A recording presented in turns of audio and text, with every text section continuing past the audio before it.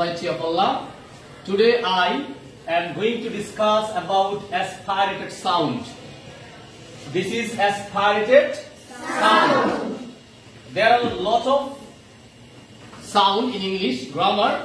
Basically 26 letters in English grammar. Basically 26 letters in English grammar. But alphabet is one.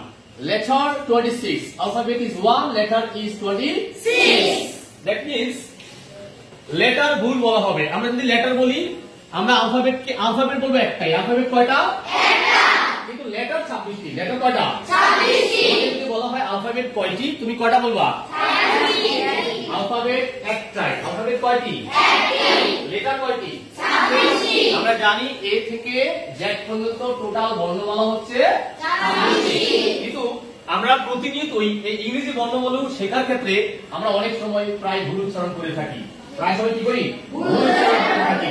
আমরা আজকে আমাদের spoken ক্লাসের মধ্যে দিয়ে আমরা শিখব সঠিক কিভাবে উচ্চারণ বিধি করা যায়, কিভাবে ইংরেজির সঠিক উচ্চারণ শেখা যায়, সেটা আজকে তোমাদের সাথে আমি কি করব ডিসকাস করব।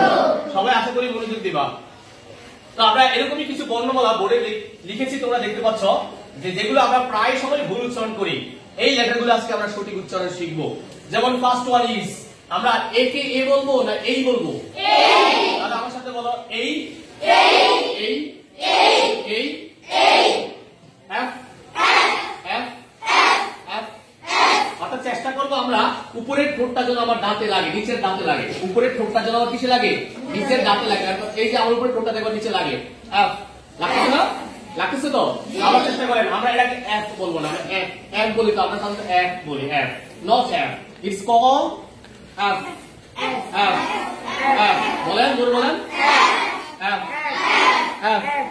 অর্থাৎ আমার দুই ঠোঁটের মাঝখান দিয়ে, অর্থাৎ দুই দাঁতের মাঝ দিয়ে এক ধরনের শ্বাস বের হবে, বাতাস বের হবে। দুইটা দাঁতের, অর্থাৎ আমার এই দুইটা দাঁত আছে, এই দুইটার মাঝখানে কি হবে? বাতাস বের হবে। তাহলে আমার সঠিক উচ্চারণটা হয়ে যাবে এফ এফ এফ এফ।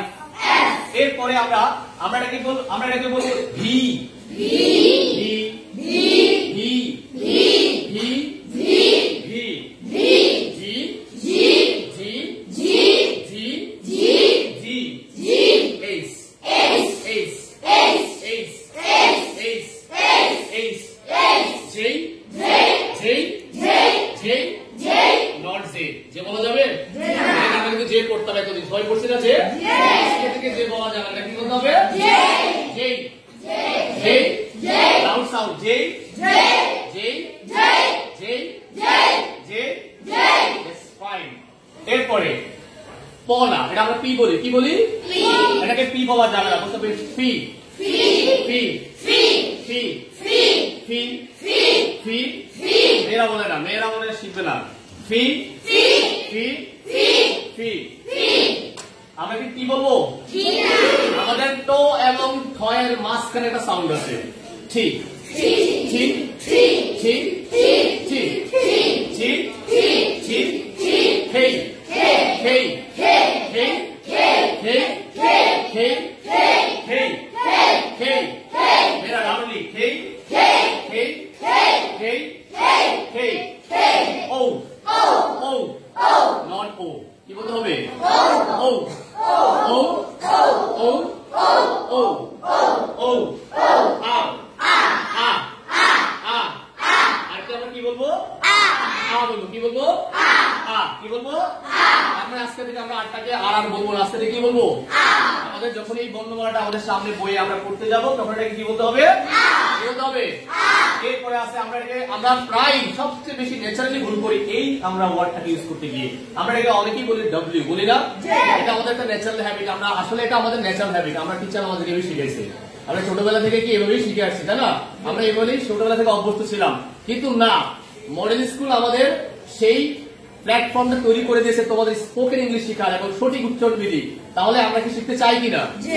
যদি আমরা শিখতে চাই তাহলে আমাদের ভুল উচ্চারণ আজকে থেকে বাদ দিতে হবে। যদি আমি প্র্যাকটিস না করি তাহলে কিন্তু আমার এগুলো শেখা হবে না। আমাদের ইংরেজিতে একটা কথা বলাই আছে যে practice makes a man perfect, অর্থাৎ অধ্যবসায়ী সাফল্যের চাবি কাঠি। আমি যদি পরিশ্রম করি তাহলে আমি অনেক সিঁড়ি এগিয়ে যেতে নিতে পারবো।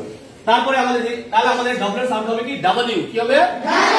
W W W W deep sound করো না W W W W Q Q Q না Q Q Q Q Q Q Q Q